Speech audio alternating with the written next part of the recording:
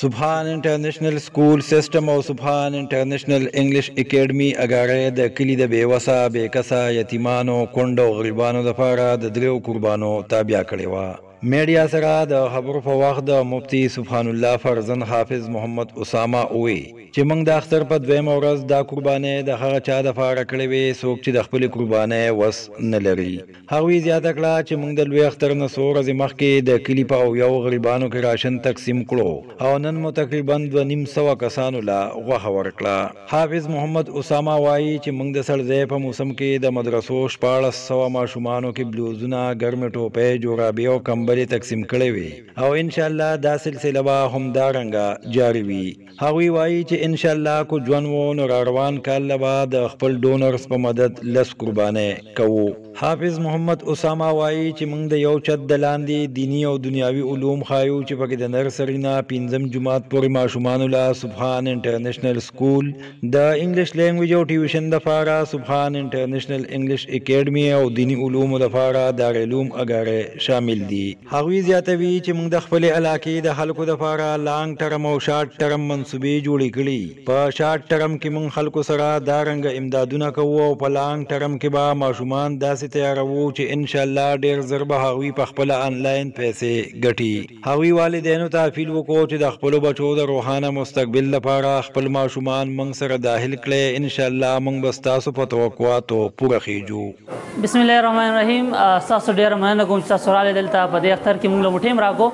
نن د اختر دویم ورځ ده او شکر دی د سبحان انټرنیشنل انګلیش اکیډمي او سبحان انټرنیشنل سکول له طرفه درې میخې حلالې شوې د کلي د غریبانو یتیمانو مسکینانو کونډو لپاره چې په هغې کې ماشاءالله تاسو په دې ویډیوز کې لیدلي چې مختلف کم غریب خلک او مستحق خلک موږ کوشش کړل چې هغې ته مو د هغه ورسو درې قربانۍ وې او خلکو ته ماشاءالله ورسېدو خلک خوشحاله دی او د سره سره سبحان انټرنیشنل انګلیش اکیډمي او سبحان انټرنیشنل سکول نوم دی د غریبانو ملګري نو څنګه دی هغه داسې دی چې په تیر جمعې کې ماشاءالله 1400 بلوزونه کمبلې دا موږ تقسیم کړو ریسنټلی اوس په دې عید الاضحی چې کوم د لوی اختر دا کوم موقع په دې کې موږ د 2.5 لک روپو راشن تقسیم کړل چې او یا پیکې چې په دې تیر چې کوم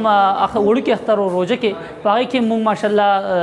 پاکې تقسیم کړو پیکې مو تقسیم کړو چې هغه 2.5 لک روپو مالیت لرو نقد مو تقسیم کړو 21 لک روپے تقریبا موږ په هغې کې تقسیم کړو نو د ټولو خبرو مطلب دا دی چې سبحان انټرنیشنل سکول د غریب ملګری دی د غریب مرسته کوي او کوشش کوي چې غریب خوشي ان شاء الله غریب صرف ورکړه باندې نه کېږي غریب له مونږه پریکټیکلی یو څیز ورکو چې همیشه هغه د بل چا نه لي هغه په خپله باندې ودرېږي هغه په خپله باندې پاسي او په خپله د خلکو مرسته وکړي دا نه چې هغه سره به عمر له مرسته کېږي نو انشاءالله دا مو یو کوشش دی دا یو خیال دی په دې باندې انشاءالله اړم یو تاسو کې چې کوم کسان وس لري انشاءالله مو سره خلک دی نور خلک هم مرسته کوي که تاسو کې داسې کسان مرسته کول غواړي نو بالکل واتساپ نمبر شته هغې باندې مرسته کولی شئ او ستاسو مال به مستحق خلکو ته رسي انشاءالله دا زموږ کوشش دی دا به موږ انشاءالله کوو اسامه دا راته ووایه سبحان انټرنیشنل سکول سیسټم او سبحان انټرنیشنل انګلیش اکیډمي دا کې کوم تعلیم لري په دې کې ماشاءالله د سکول د پرایمري لیول سیسټم دی پکې د ادنا نه والا نرسري نه والا د 15 پورې ماشومان دی پکې د سره سره اکیډمي دا اکیډمي کې د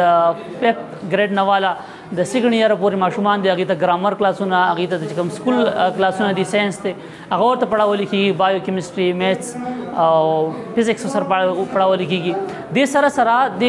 کې د څلور درجې پورې علم شته څلور درجې علم دی پکې